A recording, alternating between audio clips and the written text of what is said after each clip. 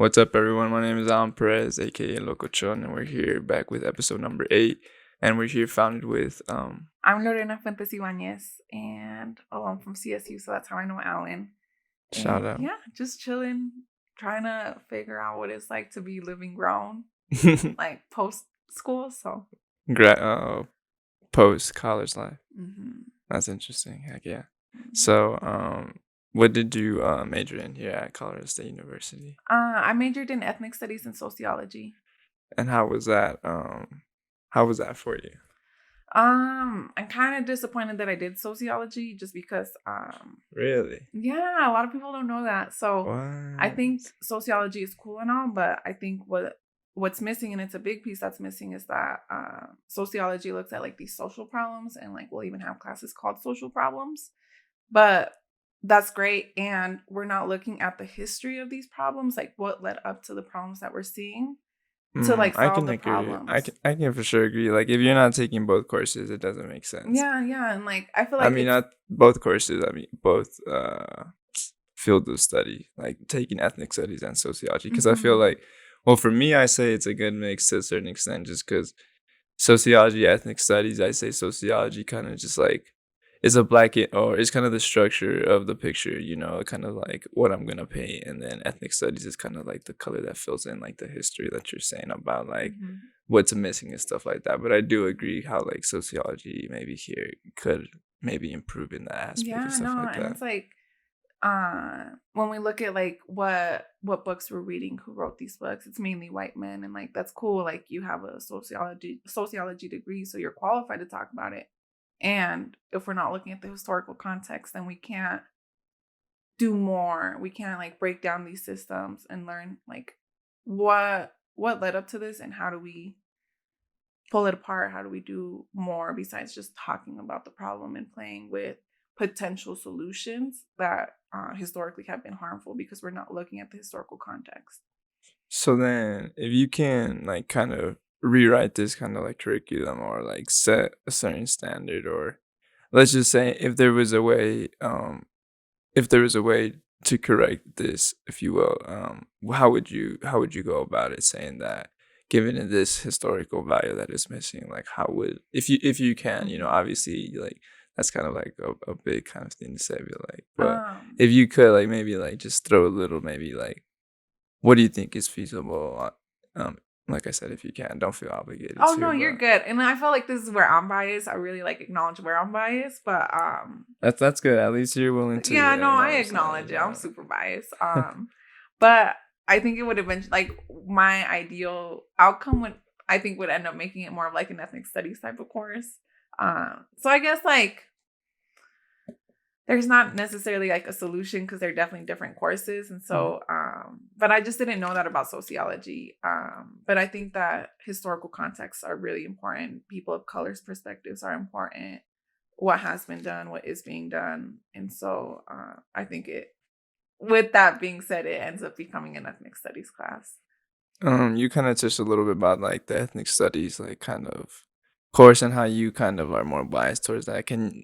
What do you necessarily like about ethnic studies that like you really are passionate about and stuff like that? I think like the way I think about ethnic studies is like you're learning like these sacred texts. So like we're not taught in school about like the realities of like U.S. history, and like these like very important like historical figures, like especially people of color, especially like Black women, Black men, like who have literally like made this country for the better through like civil rights or through other things. And so like we're taught like distorted history. And so I think about like the way Martin Luther King is talked about, like, oh, Martin Luther King died for a cause. No, am I allowed to cuss? Yeah, you can do whatever. Okay. Well, the government, like, they killed him. Like, how are y'all gonna tell kids like he died for a cause? Like, no, like this dude was murdered. Like, yeah. How? Like, and so I think that like my bias and what I love the most about ethnic studies is that like we're like keeping it very real, and we're like bringing up like these very historical and sacred texts that have been like intentionally like hidden. Like people of color haven't been like able to read about this stuff, learn about it. You don't even have to read, but like learn about like these things from like other people of color, whether like that are also intellects, whether you went to school or not, Right. we're not being taught and empowered like through knowledge. Mm-hmm. And so I think that's what I love the most, is that like I became exposed to these things that became so empowering in my life. And I think that if I would have had it sooner, then like it would have, I feel like I could have been even more of like a powerhouse. Like I could have like fucked shit up more, and like, And that being like in high school or like middle school yeah, or like absolutely. And like I think back to like my high school experience, like it was interesting, but like, so I went to a primarily Latino high school, and so it was cool, but I did like this IB program, so I was like stuck with like primarily white people. And so like just like these white teachers, like they're biased towards me as like one out of 6 Latino students in a class of 80. And then like in addition to that, being like the only undocumented one of the 6 of us. And there was only Latinos, like that was the only people of color in the we had Asian folks too, but that's a different story. But of the Latino folks, like we're in a primarily Latino high school, we were definitely seen as like the troublemakers or this or that. And so I think I could have been more pushing back on my teachers and like my negative experiences with them had I known what I know now. No, I agree. And not to like go back, but you saying that like you kind of regret taking sociology, as it was your other major, right? Not your minor. Yeah, no, it's my other major. It's your other major. Would you have like try to pick up something else, or would you just like then like gotten more in depth with ethnic studies? I think I would have liked to have gone more in depth into ethnic studies. So women's studies is now a major at CSU. And so I don't know if anybody's familiar with Caridad from CSU, but Caridad is like the dopest woman I've ever met, and she runs the program. And so I think that if I could have focused more of my time and my energy there, I feel like I could have learned a lot more. Because I feel like she's definitely like probably the person I learned the most from at CSU. Yeah, I feel like that's where I would go with it.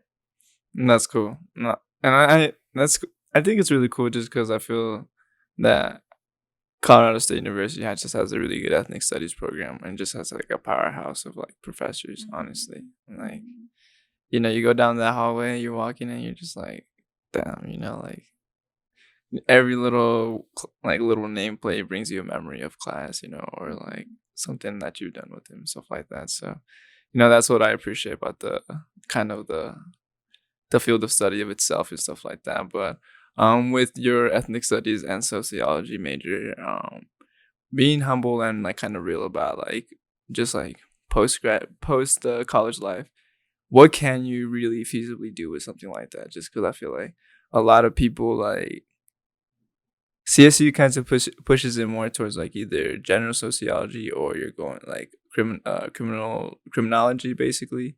So with that being said, with your experience, like are you applying to jobs, knowing what you got? Obviously, you obviously just don't have your degree. You have obviously more on your resume, like such as your activities and your involvements, all that.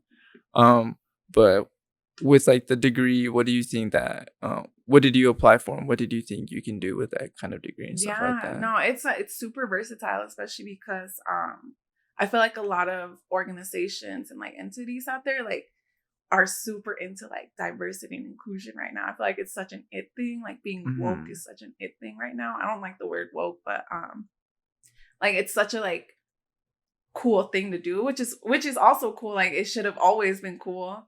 But I think it's super versatile. Like you can apply it into so many different realms. I think that if that's the degree you want, though, like you definitely have to be a person about change. And so I think any organization that is looking for change, whether it's internally or externally, I think it's perfect because you're having knowledge that other people aren't going to know. Like this is like, I feel like within the last, ethnic studies has been here since like the 70s or 60s. But I feel like now it's being like more acknowledged and more wanted. But I worked for an organization that does policy around immigration for a while. It's called the Colorado Immigrant Rights Coalition.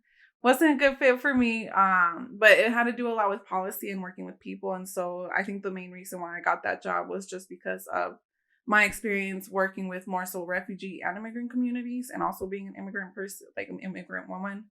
And so it was cool, but like policy definitely was not for me.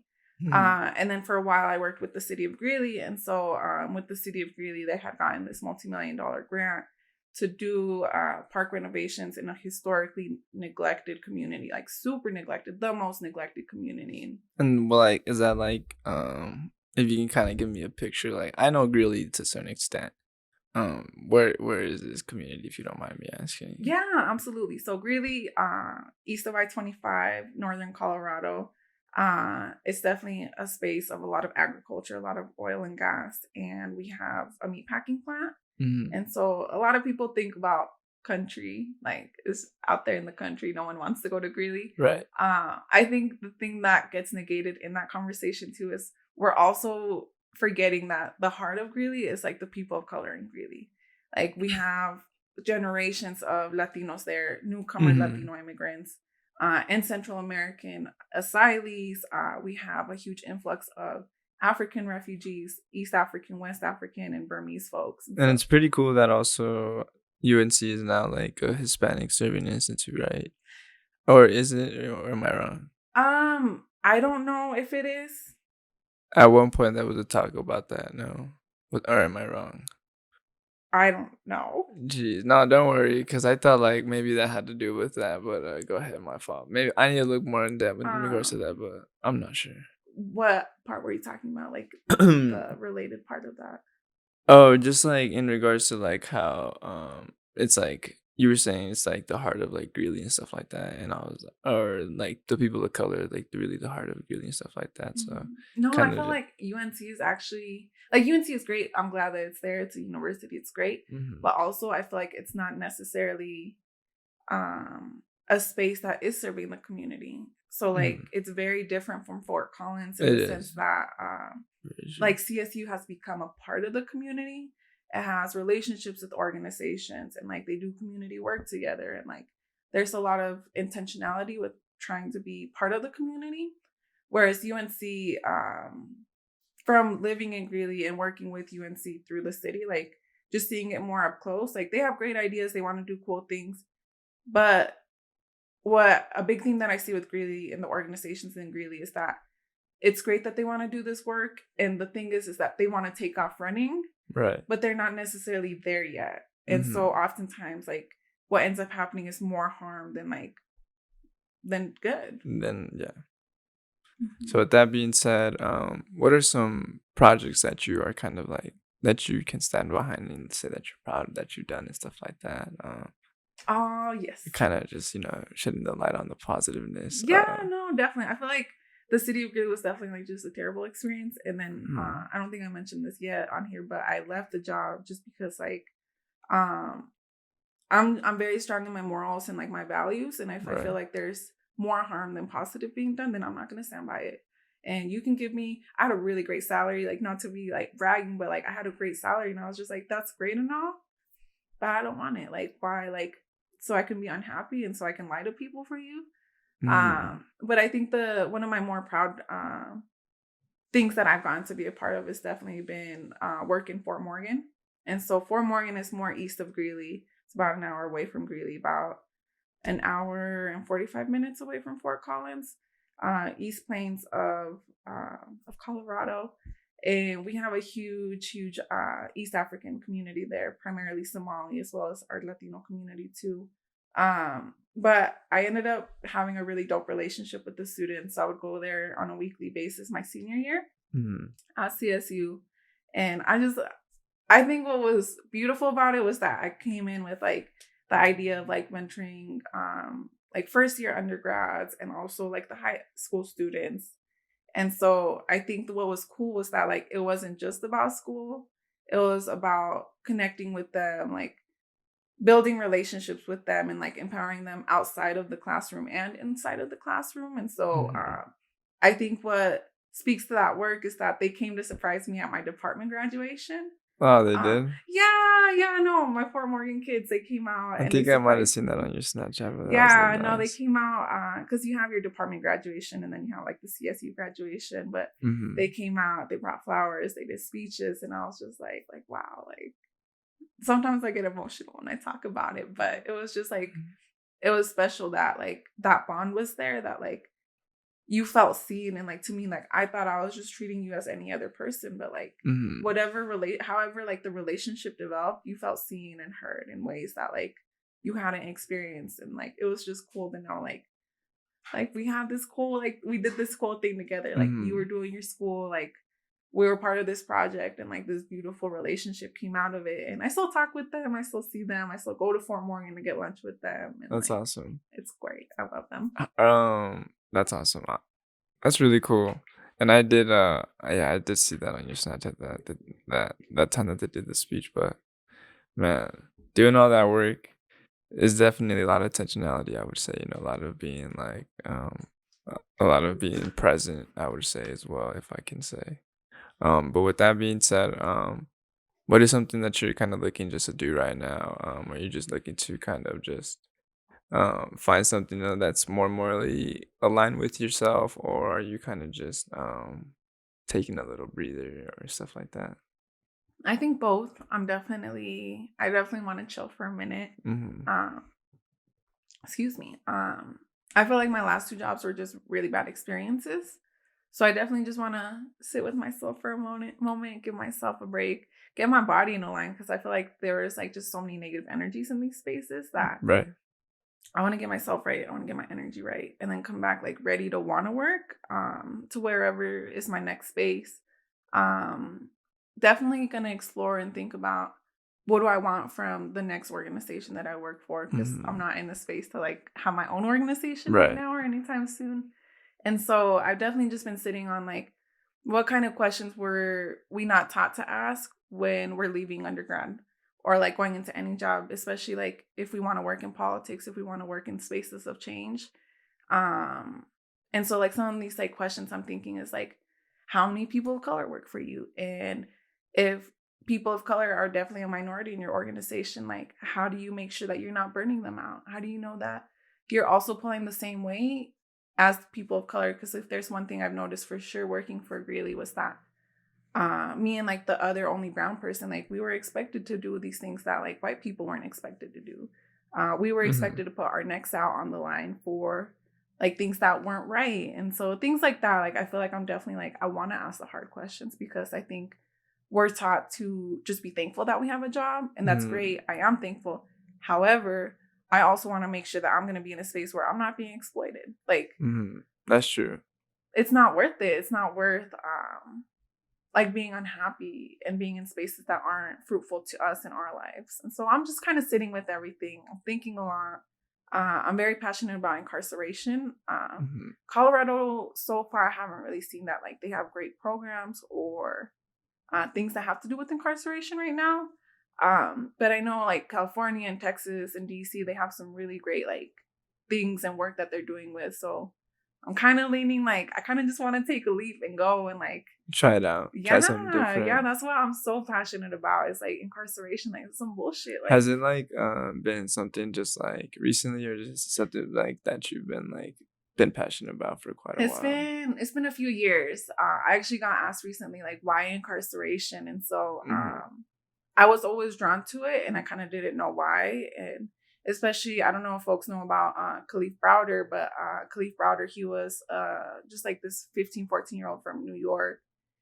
He got arrested for supposedly stealing a backpack, and he got put in Rikers for 3 years because like his court was being delayed. And Rikers is like one of the worst jails in the US. And he would get put in solitary confinement, etc. Al fin de cuentas, like he was innocent, and it took 3 years to prove his innocence because he didn't want to take a plea deal. And so, anyways, long story short, it was so traumatic that like he committed suicide. And so, like, I saw that develop like as it was happening. I'm sorry. Oh, don't worry about it. I saw that develop as it was happening, and like it was so crazy. Like, how are people not talking about this? Like, why are people not mad? And I felt so drawn and connected to it. And I didn't realize it until like I read this piece by Angela Davis where she talks about unlikely coalitions. And so she talked about how like immigrant people and people who are incarcerated, like they have like this unlikely coalition of like, there's like similar experiences and roots in our experiences of like oppressed people that like we're not seeing. So like the way that people who are immigrants and the way people who are incarcerated or formerly incarcerated, how they're demonized, like in the media, how, for example, how this president talks about us. Like, Right. it's crazy the way that we're demonized. Also, the way that we're cut off from family. So like people who are incarcerated, they'll go years without being able to see their family, talk to their family. Mm-hmm. And then also like immigrant people, especially undocumented people, like you don't get to see your family for years because you're undocumented. Like, do you pick like, do I leave my family here to go see my family there? What about if I don't come back? And also our labor too. Our labor is heavily exploited. The way people who are incarcerated, like they work like an hour for 10 cents. Yeah, that's, I mean, also, I like to say that I try to keep a really scale perspective just because, like, I try to keep it, like, I try to see both as many perspectives as I can, but also take in consideration, like, some people there, like, it's hard, like, they're there for, like, some kind of crimes, and I do see the median in regards to, like, that they do need to, like, if they're going to be doing this kind of labor, that they do need to be accommodated some kind of way. Absolutely. You know what I'm saying? Whether if it's not, like, money, is obviously just letting them, like, just, like, I don't know, obviously maybe something else that could be some kind of reward that's not driven through, like, currency directly, maybe. I don't know. For their good behavior or I don't know, stuff like that. Maybe, no, like, the jails are so, like, they're terrible. Like, I feel like we do way more harm. Like, this country does way more harm. And can you talk a little bit about the jail system? Because, I mean, to be honest, like, I'll be humbled to say that I'm pretty naive in regards to, like, the politics and just the jail system in general. Like, I know, like, some theories that I obviously that stand behind jails and stuff like that. But if you don't mind, yeah, no, I'm super passionate about this. I'll go into this. So just becoming a little bit more familiar with like jails.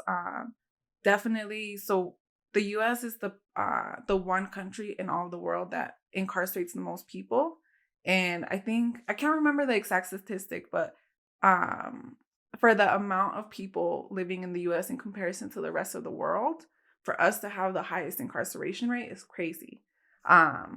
So there's that. And then also like the disproportionate presence of people of color in jails is crazy. And so like it's not into proportion of like what people of color are in the US. It's way higher for people of color. Like, I don't know if that made sense. I think I got a little jumbled in my words, but like there's more people of color in the jail proportionately than what there is in like the broader US. And so obviously there's a problem. Like, everybody does crime. There's not one group that's more proportionate to crime. And that idea, like, it has racist undertones of like, will people of color do more crime? No, that's like a racist ideology. And the second part is that people of color are policed more heavily than white counterparts. And especially our communities that are primarily people of color are heavily policed. And so we also need to talk about like the circumstances that people of color, lower income people of color are pushed into.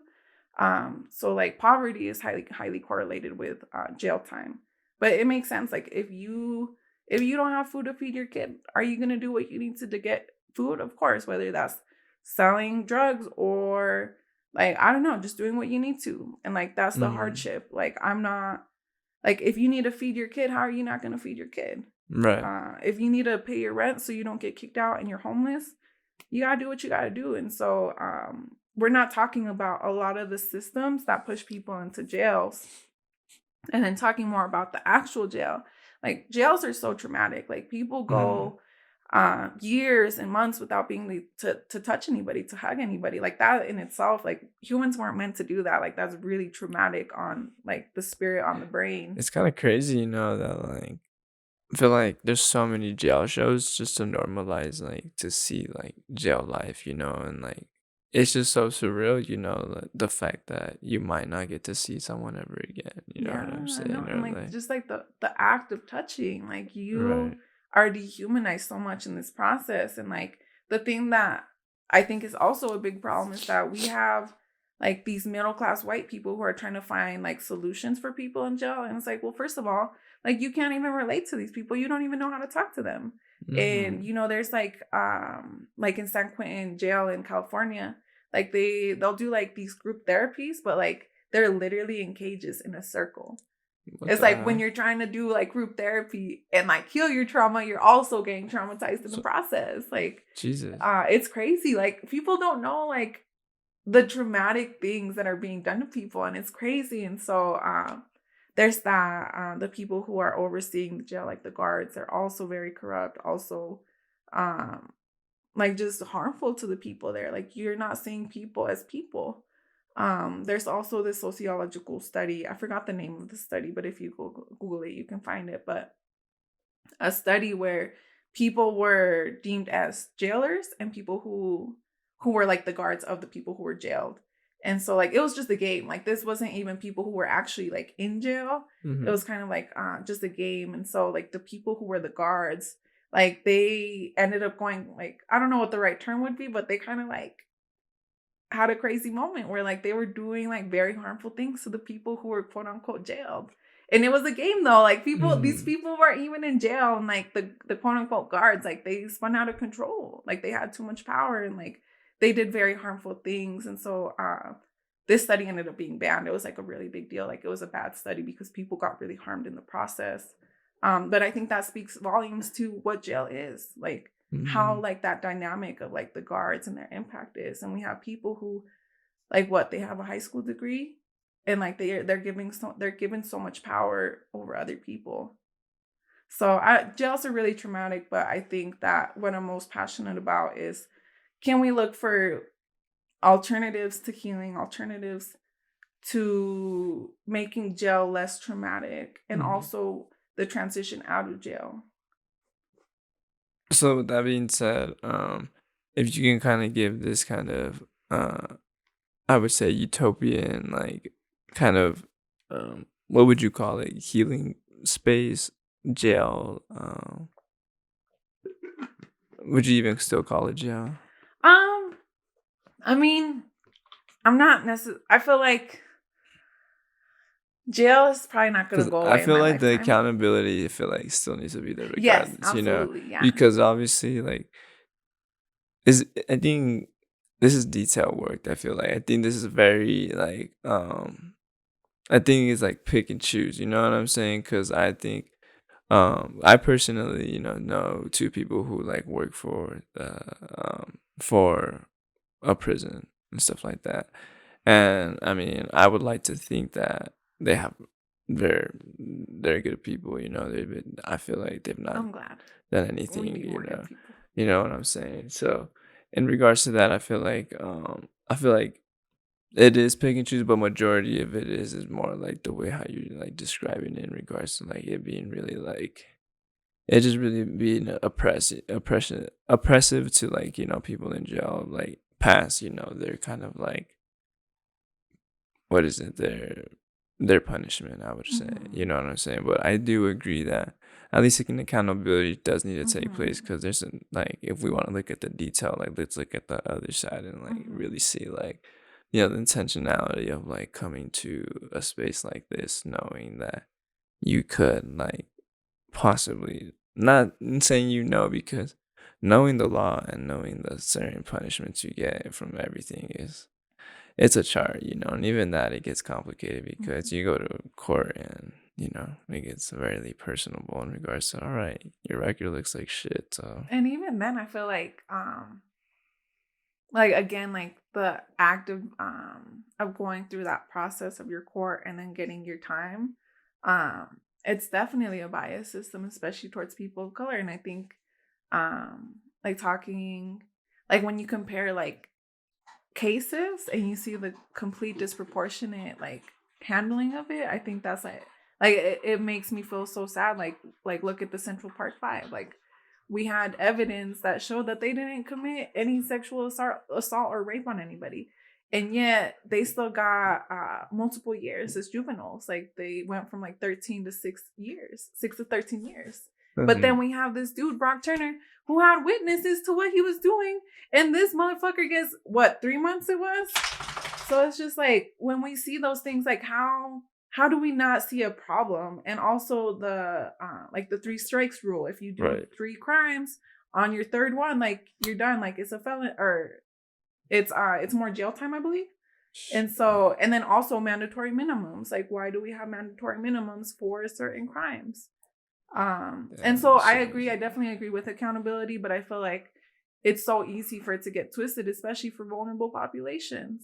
So it's complicated. I feel like there definitely just needs to be more care for the people who are in vulnerable positions, who were put in just hardships that yeah, like maybe you were in the hood and you did kill someone, like it was you or them. And like that's really hard, and that's really, I feel like it's really complicated because you don't want people to die, but also like it was the circumstances that people put you in, like these systems, these policies, these lawmakers, like they're letting it happen. And so like it's not nothing new. It's things that could have been solved. And like I think that when you see, for example, I think it was like 2 years ago, like in 6 days, the US government, they rewrote a lot of tax things that a lot of people were upset about. And taxes, like they're so complicated, they're so crazy. Some other shit. And for them to go and do that, fix it, quote unquote, fix it, or do whatever they needed to, they didn't fix anything. But like they did this complex system in 6 days, and they put all their time and resources into it. And it's just like, why can't we do that for jails? Why can't we do that for like the hood, for like people who are lower income, who, you know, like, I don't know, I'm so critical of the country. I agree, you know, because like actually here when I was studying sociology, like I took a class called Sociology of Deviance, and in that class I learned here in Fort Collins there was a case where there was I think a father and his son who lived on his property, and they had this long property, and basically the son had to walk through the property to get to the bus stop.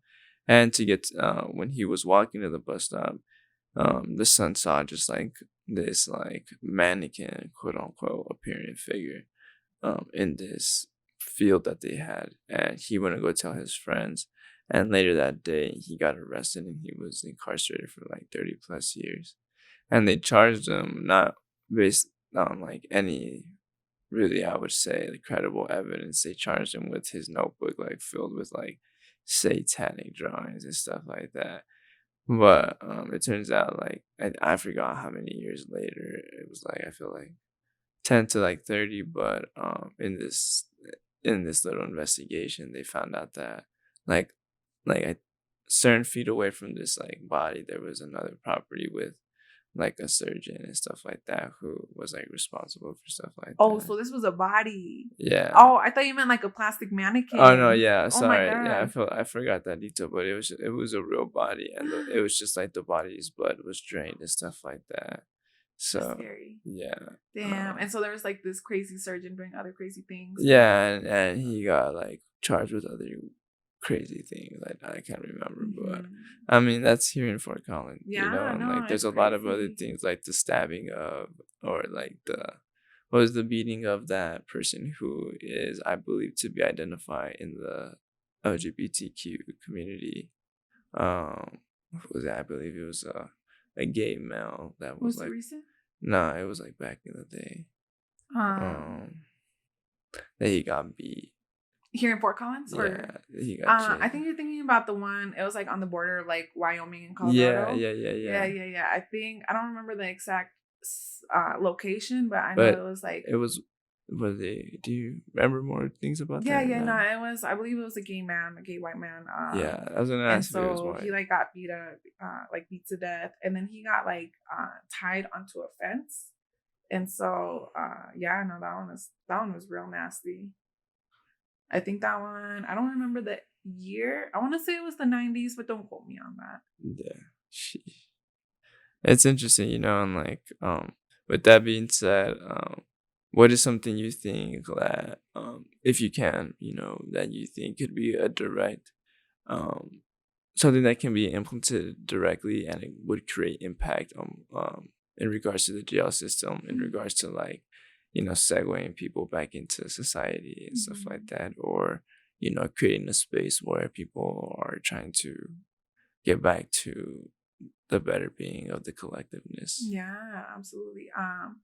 I think definitely like community is a big thing. How do we make a space of community in prisons, and then how do we make community outside of prisons? And also like what kind of knowledge are we, or what kind of how are we keeping people's minds engaged in prison and then out of prison? And then how is that connected to you as a person, and then to you as a person in society, and then to your individual case of like transition? And so that's a really big topic, but kind of some of the things that I've been seeing that are being done in DC and then like in LA, like some things that I've really been loving that like it's my dream to go work with them.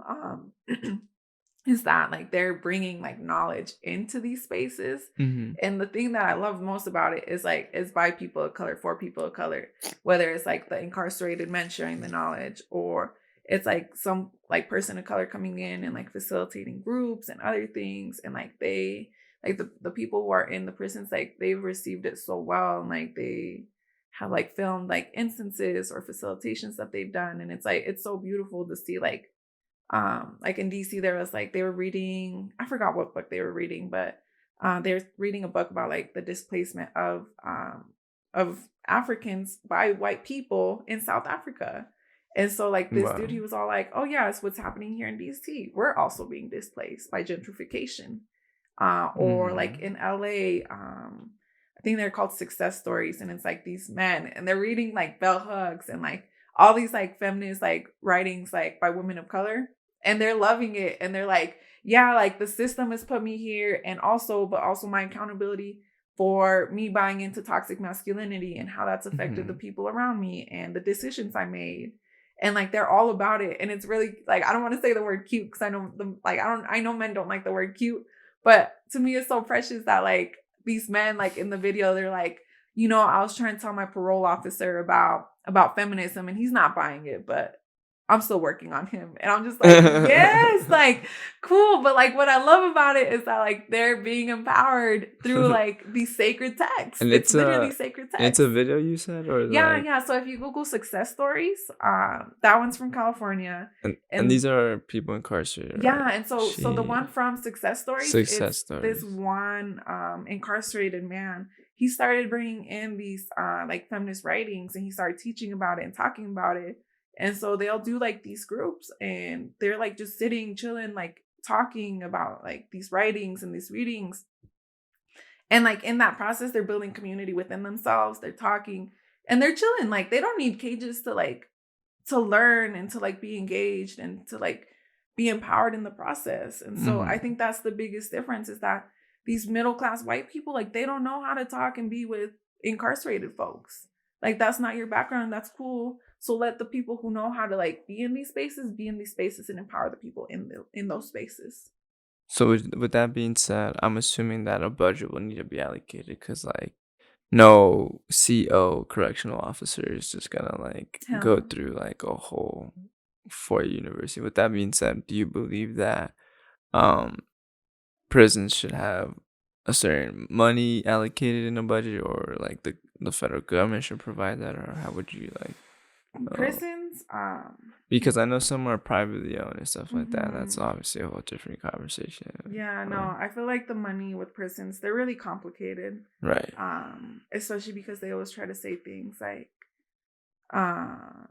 saving money and spending less money on incarcerated people. And like, I think that idea gets distorted where like, okay, like the idea of funding prisons less sounds like people are going to be going to prison less. But that's not the case. I feel like it's just more negative impact on the people in prisons. It's going to put someone in a more shitty situation. Yeah, whether it's through food or like what they're seeing like in Alabama was that like prisoners with health issues, they were being let go so they can like go deal with their own debt. And as soon as they like handled whatever they had to, then they got put back into prison. And so I definitely don't foresee prisons being open to the idea of it. But where I do see the connection potentially coming in is like universities need to get more involved because they have money. They got money. I mean, they are involved with the prison systems. Who do you think makes the desk and the chairs? I feel like they need to. Because actually, I feel like I've seen they come from like.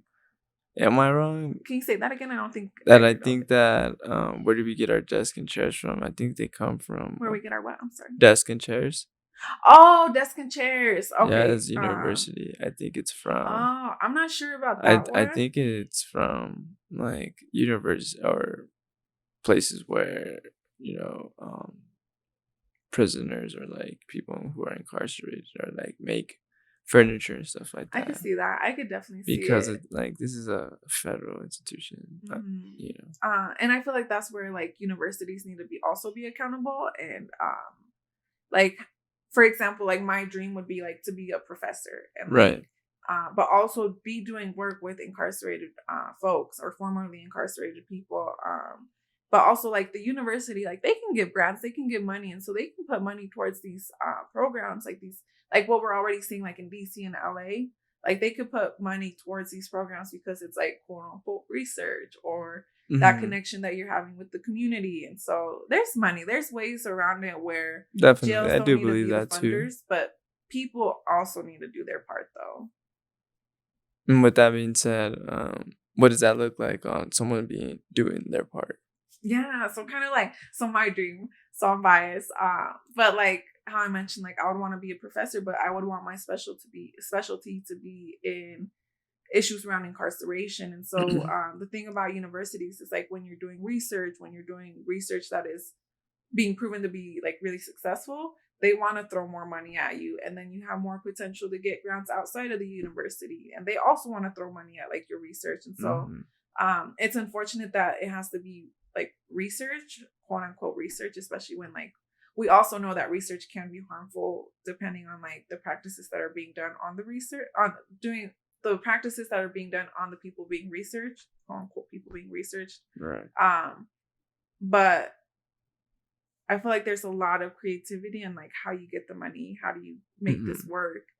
And unfortunately, I think it goes back on to people of like privilege, whether it's you have a degree or you're a professor or you have the educational ability to write a grant and to follow, like to do the things that they want you to do with their money. So it's complicated. No, it really is, and it's a privilege to get opportunities to like learn how to do things like that, just because I mean those are skills that people don't talk about. People talk about a lot of trade skills, and I like to say maybe that like to be like that, go into that umbrella of like in regards to know how to like create an appeal, and basically get someone interested in like something that you're really passionate and you believe in. But so you just said that you kind of your dream job would be to work in regards to with a certain population. It would. Do you think it would always be like incarcerated people, or do you think sometime in the future you can see yourself kind of branching out to try something different? I think, or is that too far of a question to ask? I think a mix of both. I feel like I haven't even gotten the chance to do meaningful work, right, with like the issue of incarceration. And like I don't know, I feel like I've gotten pulled a lot into work around like with immigrant refugee communities. And it's great. Like I'm glad like that people are doing work around this. But also like as an immigrant woman, I'm just like, I'm tired, man. Like I already like I have to deal with this 24/7, and then to deal with it in my job. Like definitely don't want to work in immigration. And I'm saying that as an immigrant woman. And shout out to everybody who's also doing really good work in that. But I feel like the issue of incarcerated, I feel like that's where it's at for me. No, that's awesome. I think that'd be really cool just to see too. Also need to, when you were talking about that, I remember that when I was taking a class here, at CSU as well, there was this lady from, I think she came from Otterbox, someone high up there. And she was saying how they were trying to basically start a virtual reality kind of program with, I think, a prison here in the mountains of Colorado. And it's just a virtual reality of showing them how to like do laundry and like do other things to like assimilate them back. So it'd be interesting to follow them back up with them, because they came to do a TED Talks here at CSU. So that was 2 years ago, I believe. So if y'all want to check that out, I think it was 2018, 2017. Oh, yeah. That gets me nervous. I want to learn more now. So I'm going to go look that up. No, appreciate it. I appreciate it. With that being said, you kind of touched a little bit on your dream job and stuff like that. What's one way that you actually said a lot of interesting things. Like, why do you think working in regards to something with your identity is kind of hard? I mean, I can only speak on it to my own self, but right.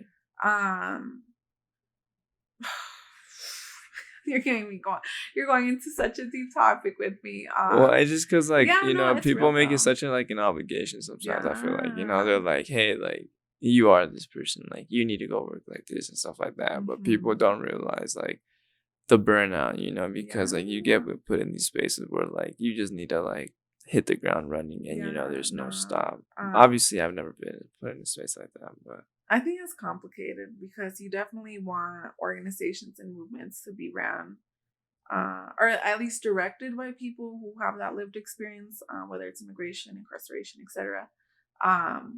Because they're gonna know the most about like its actual impacts of like whatever, whether it's policy, whether it's things that are lacking. And so I think that a healthy mix of people who are directly impacted is great.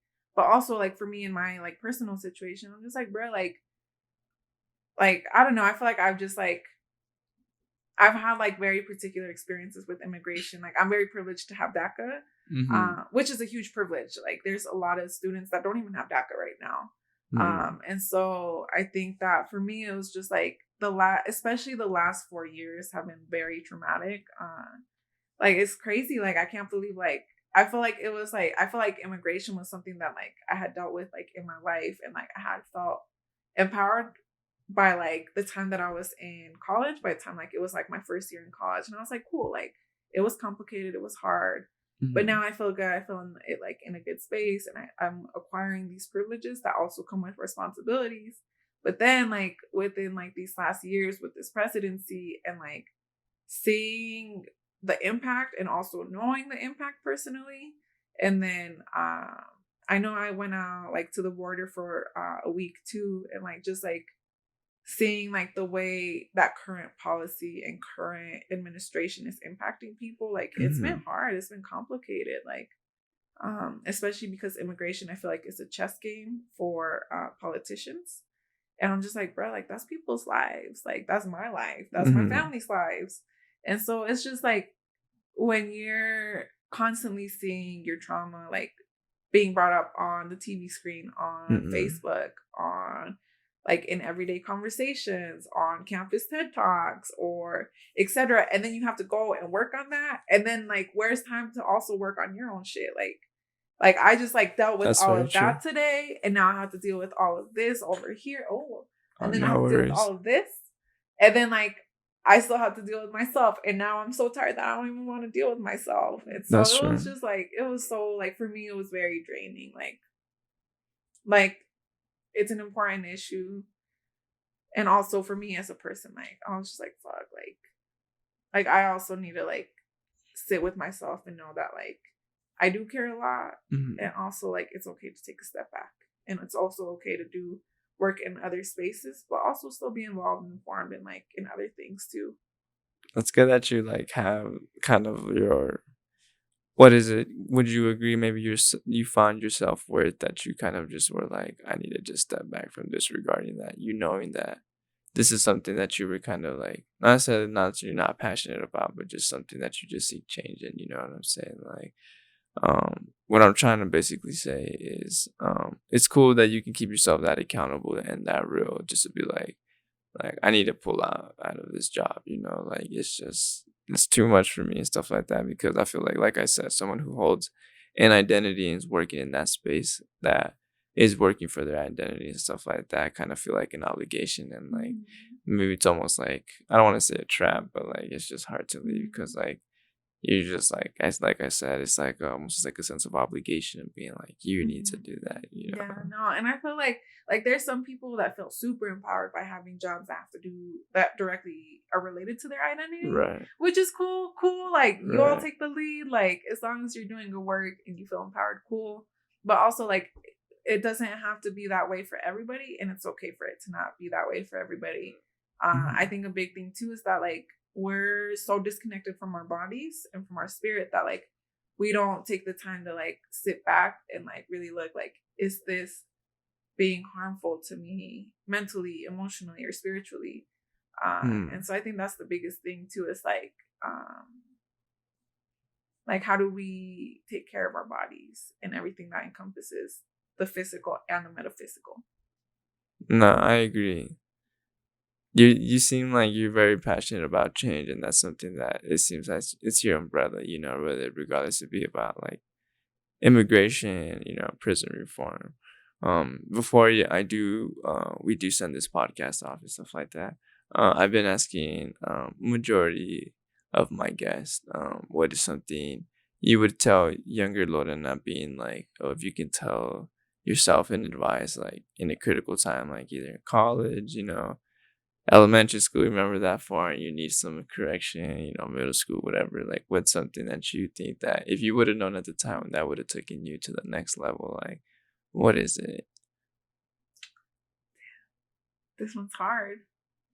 It's a good question.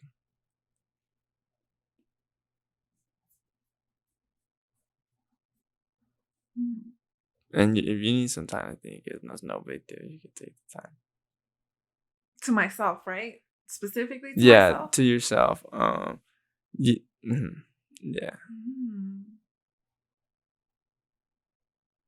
To be a leaf. To be a leaf. Yeah, because I feel like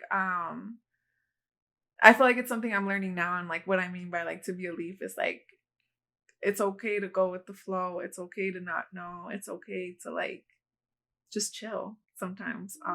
Because I feel like because I'm such a person that's so driven, like sometimes I want to have everything mapped out. Whether that's like my 4-year plan at school. Okay, now that was done. And then I want to know exactly where I'm going to work and what I want to do and how this is going to be like my perfect job. And unfortunately, life is not perfect. And so when things don't go the way I expect, I'm just like I get so thrown off, and I'm just like, but I did my part though. And so like, but obviously like I'm not entitled to a perfect life, and life is not perfect. And so, I think I've always been someone that like I love stability, and I love like, and not, I don't want that to get mixed up with complacency. Because I do always want change. However, I do like stability in the sense of like I know where my change is going and where things are headed, and I just like to know, like I like to have a plan and just like feel like I have a grasp on what's happening in my life. And so, but life is not like that. And so I think that like it's been hard for me to learn like it's okay not to know.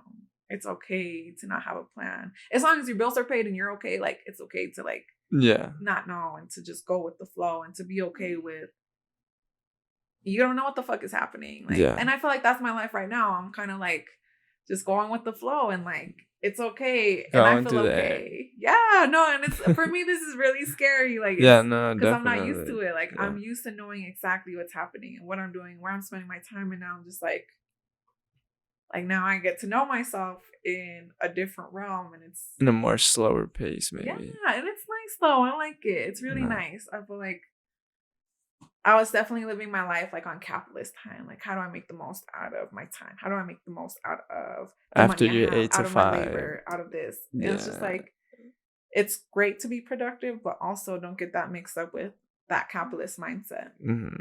That's very true.